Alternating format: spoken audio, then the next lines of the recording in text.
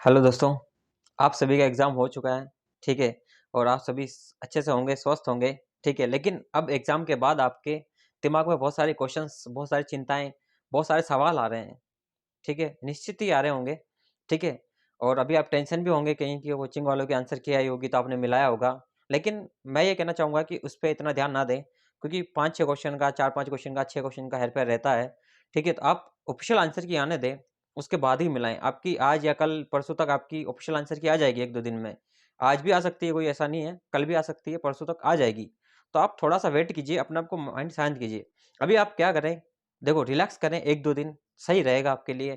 क्योंकि आपके अभी एग्ज़ाम जैसे ही हुआ है, आप बहुत ज़्यादा टेंशन में आ चुके हो। देखो ये स्वाभाविक है, क्योंकि मैंने इतने एग्ज़ाम दिए तो मुझे खुद को भी बहुत सारी चीज़ें ये रियलाइज़ हुई और मैं खुद इन चीज़ों से भुगत भोगी हूँ, ये समझिए आप। मैं इन चीज़ों से भुगत चुका हूँ, तो मुझे सब कुछ अच्छा अनुभव है। क्योंकि जैसे पहले पेपर के पहले मैंने बहुत सारी चीज़ें बताई थी कि आपका इस एग्ज़ाम को जो डिसाइड करेगा वो सब रीज़निंग और टेक्निकल ही करेगा। और वही हुआ, इतनी रीज़निंग और इतने मैथ्स के भी कुछ क्वेश्चन आए थे, लेकिन रीज़निंग बहुत ज़्यादा आई थी, काफ़ी आई थी और काफ़ी लेंथी भी थी, अच्छी थी।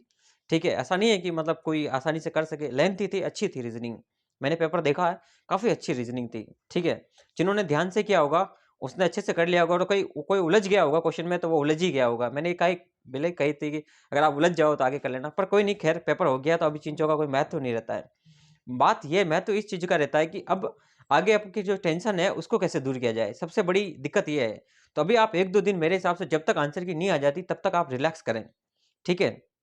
अगर आंसर की आ जाएगी, तो उसके बाद जैसे ही आंसर की आ जाती है, तो फाइनल एक पोल वगैरह कुछ जारी करके, कुछ अनुमान लगा के उसके हिसाब से भी कितने क्वेश्चन में क्या गड़बड़ है, किस टाइप का लेवल है, उस हिसाब से मैं एक कट ऑफ मतलब अनुमानित कट ऑफ जारी कर दूँगा। देखो कोई ज्ञानी ज्ञाता तो होता नहीं है कि कोई चीज़ें फिक्स बता दे आपको। लेकिन एक अनुमानित चीज़ आपके सामने रख दूँगा मैं, तो आप उसके हिसाब से टाइपिंग करने लग जाना, ठीक है? मेरे हिसाब से अभी जो भी टाइपिंग कर रहे हैं, ठीक है, आप टाइपिंग कर रहे हैं जिसको करनी है, लेकिन आज या कल 2 दिन तो आप अच्छे से रहें। आज अपने प्राण प्रतिष्ठा भी है राम मंदिर की, तो आप उसके थोड़ा-सा आप एन्जॉय करें, अपना आप खुल के थोड़ा-सा मौज-मस्ती कर लें ये 2 दिन। मेरे हिसाब से सही रहता है, क्योंकि माइंड थोड़ा-सा रिलैक्स हो जाएगा। लेकिन अगर आप फिर टेंशन में उलझते रहोगे या घर पे ही कहीं बैठे रहोगे एक जगह कोनों में, तो थोड़ा-सा नेगेटिविटी बहुत ज़्यादा आएगी और फिर सही नहीं रहेगा आपके लिए। तो मैं आपको ये कहना चाहूँगा कि हर जगह, हर गाँव में, सब जगह धूमधाम से मनाया जा रहा है, तो आप अपने गाँव में ही करें, आराम से थोड़ी देर पार्ट डीजे-वीजे है तो नाचे-कूदें, सब कुछ करें। टेंशन ना लेके रूम में बैठे रहें, ठीक है? इससे थोड़ा-सा आपका क्या होगा कि माइंड अच्छा हो जाएगा, लोगों से घुले-मिले, हाँ, अच्छा हुआ, कोई कहे पेपर कैसा हुआ? अच्छा हुआ। बस इतना सा कहना है आपको और टेंशन नहीं लेनी है।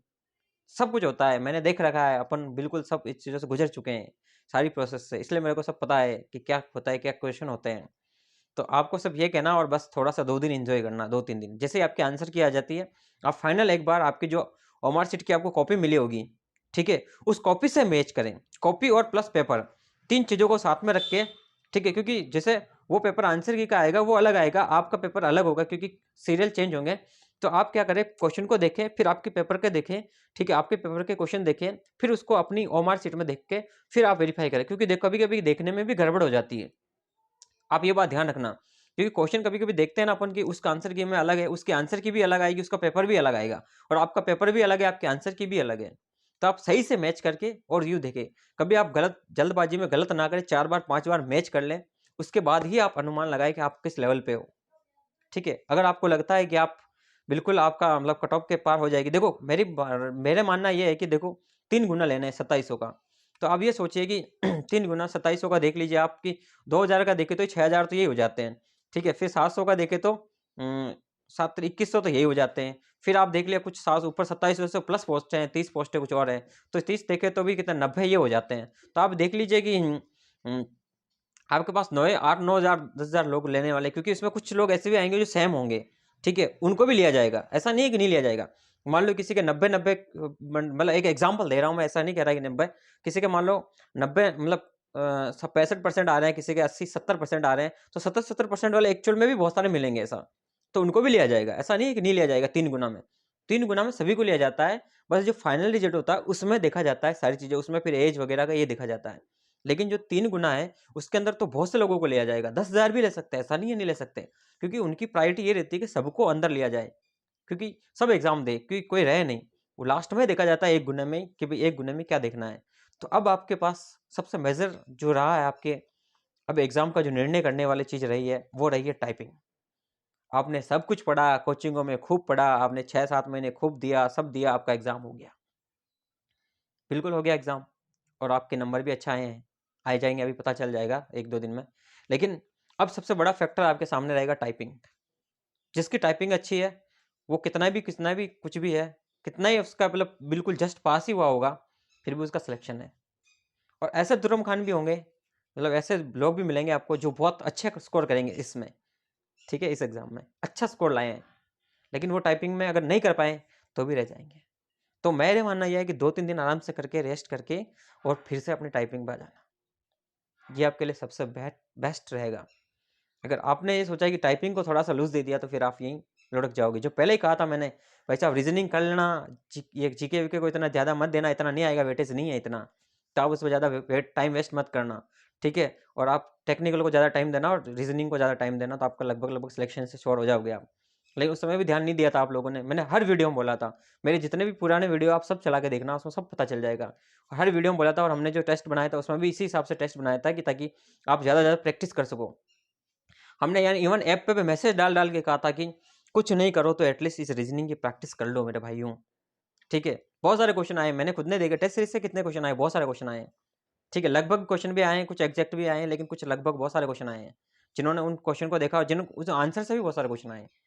तो ऐसा नहीं है कि थोड़ा-सा अनुभव भी होता है, तो अनुभव थोड़ा काम आ जाता है, ऐसा नहीं है। मैं अपनी तारीफ़ नहीं करता, देखो जो हमने करा है, आपके लिए करा और भगवान की मर्ज़ी से ये देखो ये चीज़ें आ गई और कुछ चीज़ें आपके हमारे अकॉर्डिंग हो गई। ऐसा नहीं है, कभी कुछ पासा पलट भी जाता है।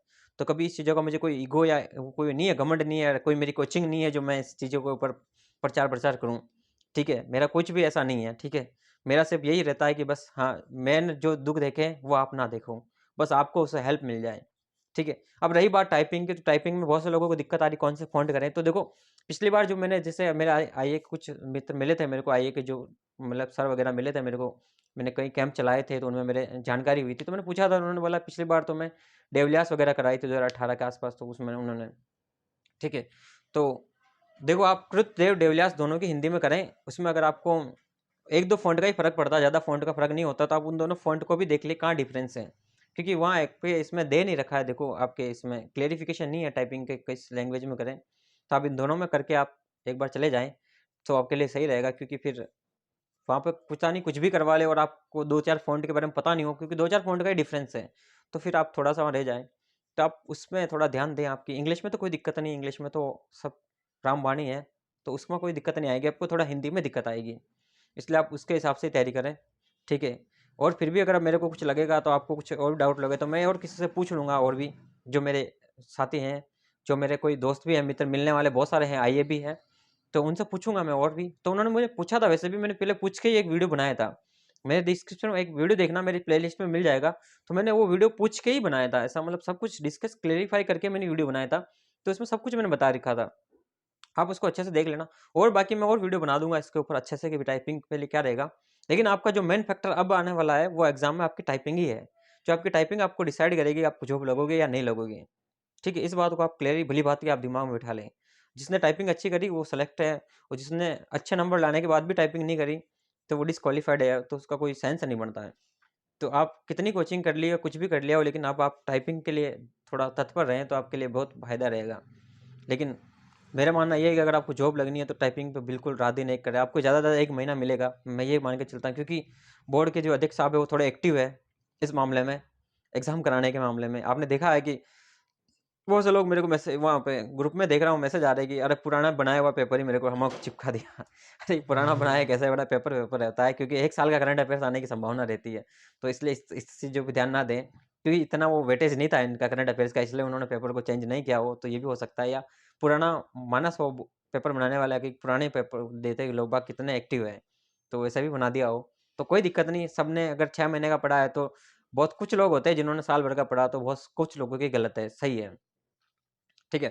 रही बात, पेपर बहुत से लोगों को छूटा है, तो छूटा तो आपकी गलती की वजह से छूटा है, आप कहीं क्वेश्चन में फँस गए हो, या फिर आपने ध्यान नहीं दिया, आपने टाइम मैनेजमेंट सही नहीं किया है, तो आपका छूटा ही होगा पेपर, ऑब्वियस सी बात है। और जो अच्छी तैयारी थे, जिन्होंने टाइम मैनेजमेंट किया है, जो मैंने पहले बताया था, वीडियो डाला था एग्ज़ाम से 1 दिन पहले, तो आप लोगों ने देखा नहीं है, तो उस वक़्त थोड़ा-सा आप देख लेते, तो शायद आपको टाइम मैनेजमेंट का थोड़ा अनुमान लग जाता है। कोई बात नहीं, जो हुआ अच्छा, आपका पेपर बहुत अच्छा हुआ है। तो अब आपका बस यही जो समय बचा है उसमें आप टाइपिंग के ऊपर जितना ज़्यादा हो सके उतना ध्यान देना, ठीक है? बस 2-3 दिन निकाल लेना, आपके आंसर की आ जाएगी। उसके बाद मैच करके बता देना मेरे को, मैं उसके पोल जारी कर दूँगा, आप सभी उस पे जवाब देना पोल पे, जो एक्चुअल है वही देना। ऐसा नहीं फेक दे दो आप, तो आपकी फेक पता चल जाएगी आपको और आप पता नहीं अंधाधुंध में कहीं और उलझ जाओ, ठीक है? और एक चीज़ है, जिसको लग रहा है कि नहीं मेरा तो बिल्कुल ही इतने नहीं बैठ पा रहे हैं या मेरे को तो बहुत ही कम है, तो वो अगला एग्ज़ाम है सिस्टम असिस्टेंट का। कुछ दिनों तक पहले तक फॉर्म चल रहे थे, उसका मैंने वीडियो भी डाला था। तो अभी चल रहे हो तो ठीक है, एक बार देख लेना, मैं तारीख भूल गया उसकी। तो अब भर देना, नहीं भरा हो तो, और उसकी तैयारी में वापस लग जाना। आपके लिए फिर से गोल्डन अपॉर्च्युनिटी है आगे वाले एग्ज़ाम के लिए, तो आप उसमें तैयारी कर लेना, आपके लिए सही रहेगा।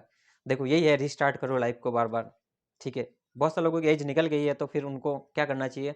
उनको भी एक बार कोशिश और कर लेनी चाहिए मेरे हिसाब से, ठीक है? क्या पता इस एग्ज़ाम में आप सफल हो जाओ, मेरे हिसाब से कर लेनी चाहिए। क्योंकि ज़िंदगी यही है कि एक बार नहीं, 2 बार नहीं, 3 बार ट्राई करते रहना चाहिए। कोशिश करते रहते हैं तो थोड़ा-सा लगता है कि हाँ, हो जाएगा अपना। ठीक है? बाकी सब कुछ सही है आपका। बाकी वीडियो अच्छा लगा तो इसको लाइक करें, चैनल को सब्सक्राइब करें। धन्यवाद।